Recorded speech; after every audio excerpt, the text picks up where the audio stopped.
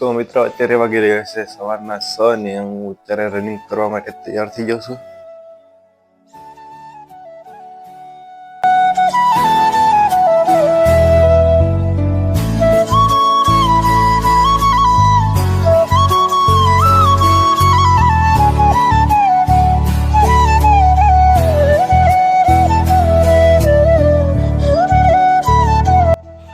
મિત્રો ગ્રાઉન્ડે પહોંચી જાય ને પહેલા તો આપણે એક રાઉન્ડ ચાલવાનું છે, પછી આપણે કરવાનું છે રનિંગ. તો ચાલો હું કરી લઉં રનિંગ ને તમે મળો.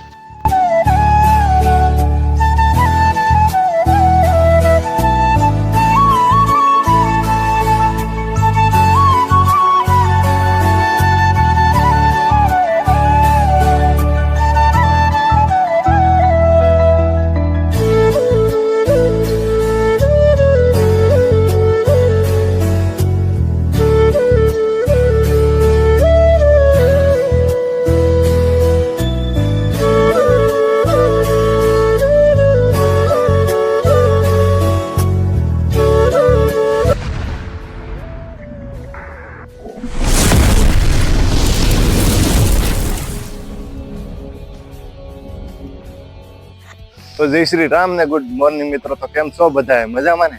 આશા કરું છું કે તમે બધા મજામાં હશો. તો મારું નામ છે અરવિંદ ને સ્વાગત છે તમારું બધાનું મારા એક નવા વ્લોગમાં. તો આજે છે શુક્રવાર ને હું બી આવું છું ત્યારે દરિયાના કિનારે, કારણ કે અત્યારનો દ્રશ્ય એવું હોય ને તે મજા આવે નીકળી. તો આખા દરિયામાં બસ હું એકલો છું.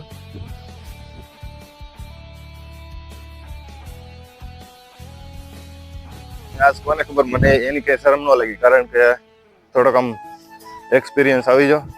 પેલા તો ગમે જોઈ લે તો આમ અહીંથી કોઈ પહેલું થતું હોય ને આમ ભાડે જ હોય ને હું આમ આવી રીતે કંઈક કરું તો આમ મને શરમ લાગતી. પણ હવે એવું કંઈ નથી થતું, કારણ કે થોડોક એક્સપિરિયન્સ આવી જશે. તો આવો નવો સપોર્ટ દીધે રાખજો મને. ને અત્યારે મેં હવાનું રનિંગ ને વર્કઆઉટ ને બધું પૂરું કરી નાખ્યું ને હું ડાયરેક્ટ દરિયા બ્લોગ ને આ બધું દ્રશ્ય જોવા. તો આજને હું તમને દ્રશ્ય દેખાડું. થોડાક મજા આવે તો લાઈક કરી દેજો ને એક નાનમથી કમેન્ટ કરી દેજો.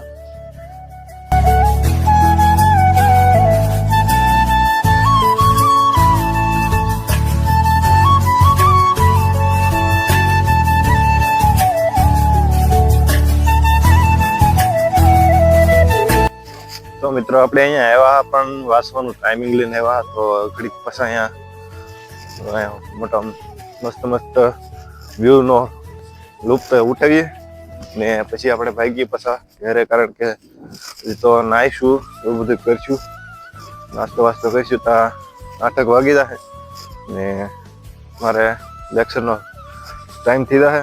તો ભાગવાનું થાય મારે, મતલબ તો ઘડીક બેસી પછી ભાગીએ આપણે. એટલે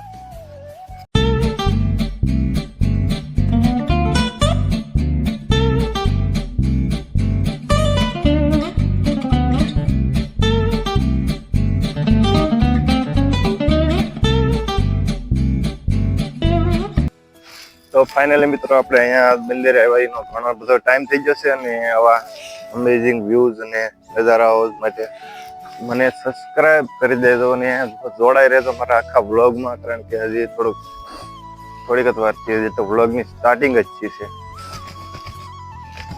તો ઘણી બધી ટાઈમ થઈ જશે અહીંયા આવીને. હવે પાછા આપણે ઘરે ભાગીએ, નકર આપણે લેક્ચર ચૂકી જશું. તો ચાલો આપણે ભાગીએ હવે અહીંથી. નજારા તો એક નંબર ગજબના છે.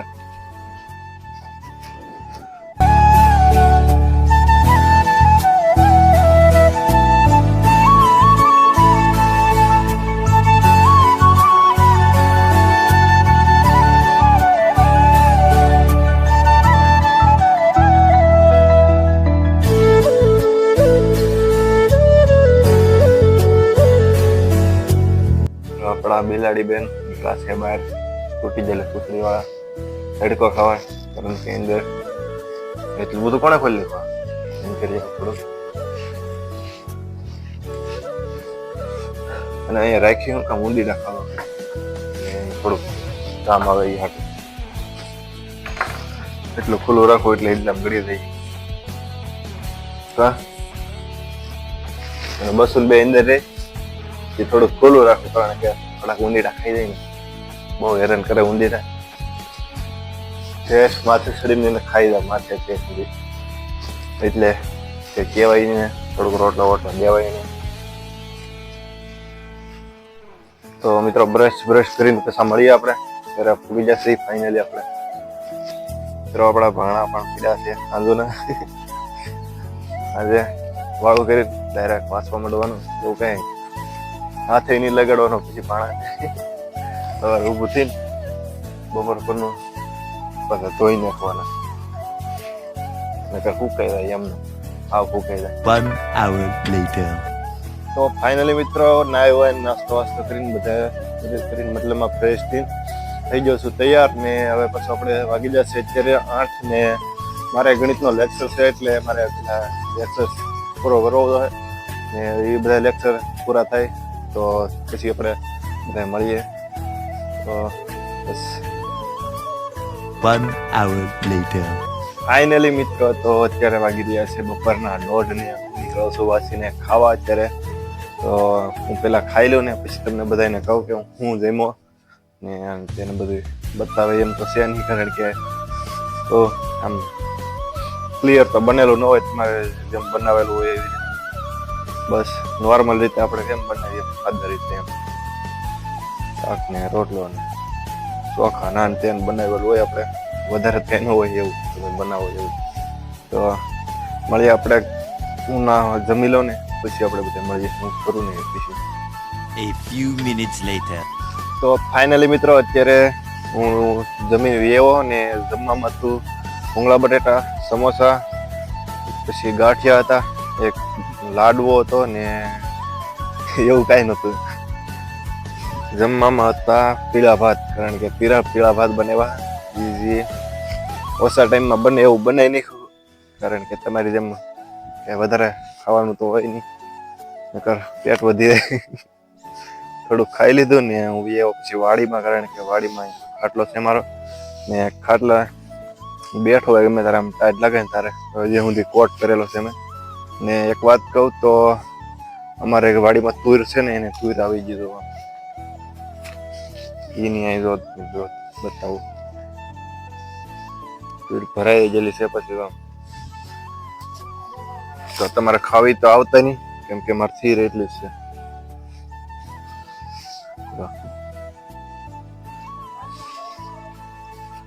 એટલે આ બધું છે ને તો એ બધી ભરાઈ જાય ને આ બધું બહુ છે ને એવું લાગે મને અમારી અહીંયા બાજુ.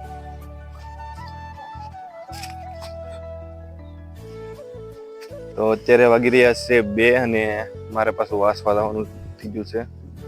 તો ચાલો આપણે બધા મળી આવે સાંજને 5 વાગે રનિંગના ટાઈમે. 2 hours later. તો ફાઇનલી મિત્રો અત્યારે વાગી રહ્યા છે સાંજના 5 ને હું થઈ ગયો છું રનિંગ કરવા માટે તૈયાર. તો જો હજી તો આવું બધું કરેલું છે, પણ મારે ગામમાં જવાનું બાકી છે હજી, કારણ કે સાંજે બનાવવા માટે કાંઈ છે નહીં. તો બકાલું કંઈક લેવા જવું જોઈએ. તો ગામમાં જઈને પછી મળીએ બધા રનિંગ કરવા જઈએ ત્યારે. તો પહેલાં હું ગામમાં જઈ આવું, બકાલું લેતો એવું કરીએ બધું. 1 hour later.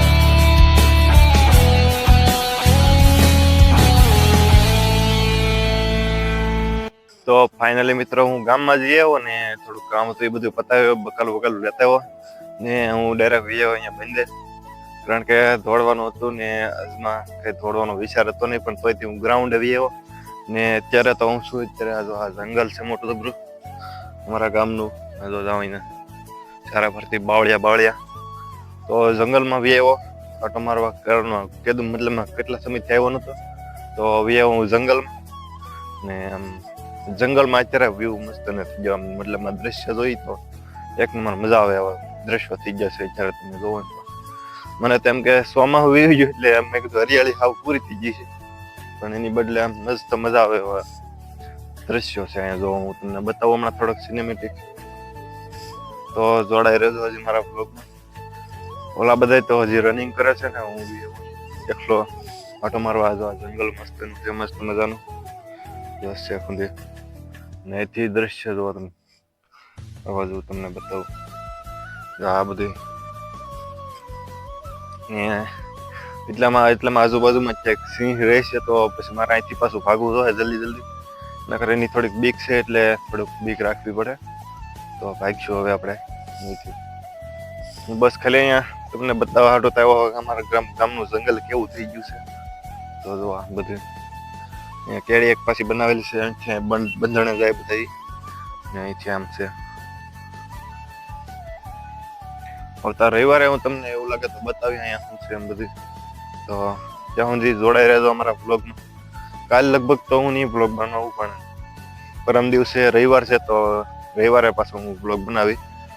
કારણ કે રોજ બ્લોગમાં એડિટિંગ આ ને ત્યાં બધું બહુ માથાકૂટ વધી જાય ને અમારે વાંચવાનું બધું હોય આનું બધું એવું છે. તો બધું તો ચાલો હું તમને બતાવું બધે દ્રશ્યો અમારા ગામના જંગલના.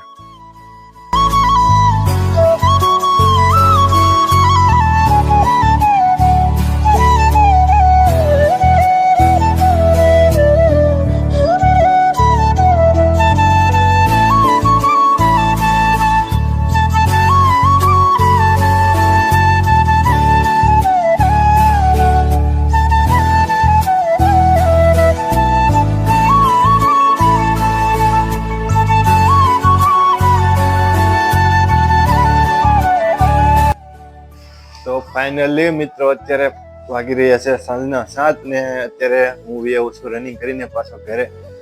પહેલા તો એવો વિચાર હતો કે આજે હું રનિંગ નથી કરવાનો, પણ છતાં એક મિત્રના કારણે મેં કીધું આજ કરી જ લઉં રનિંગ. 5-6 રાઉન્ડ માર્યા પછી બસ એવા પાછા ઘરે ને હવે પછી આપણે રાંધી કંઈક કરીશું. બટેટા લાવ્યો છું, ટમેટા લાવ્યો છું, એવું બધું લાવેલો છું. રાંધવાનું બકાલું, કારણ કે શાક બનાવવાનું આવા ચાલુ કરવાનું. મિત્રો આજનો બ્લોગ બસ અહીંયા સુધી. તમને મારો બ્લોગ ગમ્યો હોય તો લાઈક, શેર ને સબસ્ક્રાઇબ કરી લેજો. મળીએ આપણે બીજા એક નવા બ્લોગમાં. ત્યાં સુધી બાય બાય.